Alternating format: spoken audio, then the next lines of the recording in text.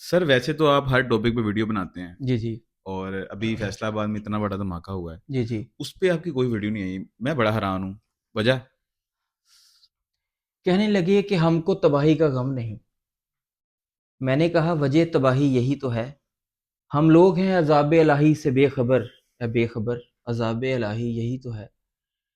मैं इस टॉपिक पे इसलिए नहीं बोला कि मैं देखना चाहता था इस कौम की नब्ज़ को कि आखिर कितने के दिन तक ये कौम इस टॉपिक पे बात कर सकती है। मेरा ख्याल था को 8-10 दिन को 20-25 दिन तो बात करेगी। नहीं, बिल्कुल हफ्ता भी नहीं निकाला। फैसलाबाद वैसे ही सौतेले शहरों में उसका शुमार होता है। मुझे तो लगता ही नहीं कि हम तीसरे बड़े शहर में रहते हैं। इस तरफ ना ही तवज्जो हमारी गवर्नमेंट की और अनफॉर्चुनेटली ना ही हमारी अपनी भी, अवाम की भी इस पे कोई तवज्जो नहीं है। तो मैं जब लाहौर था तो वहाँ पर हम वो सीट बेल्ट लगाते थे, तो जब मैं यहाँ था तो लोगों ने कहा कि "इत्थे क्यों लांदे हो? इत्थे फैसलाबाद है।"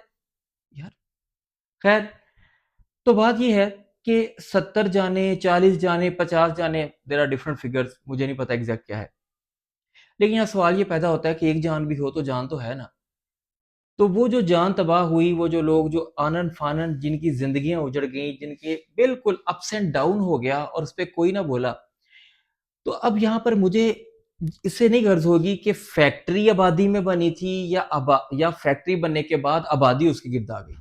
मसला ये है कि काम तो गलत हुआ ना। एक काम इतने अरसे से हो रहा है और हमें एक हादसा चाहिए होता है अगले हादसे तक उसको प्रोवोक करने के लिए।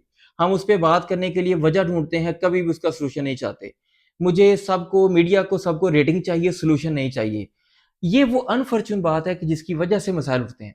अब मुझे ये बताइए कि यहाँ पर मुझे नहीं पता फैक्ट्री मालिक का कसूर है, मुझे नहीं पता उन मासूम लोगों का कसूर है जो इस फैक्ट्री के गिर्द आए, लेकिन बहरहाल गवर्नमेंट इस सिलसिले में रिस्पॉन्सिबल तो है।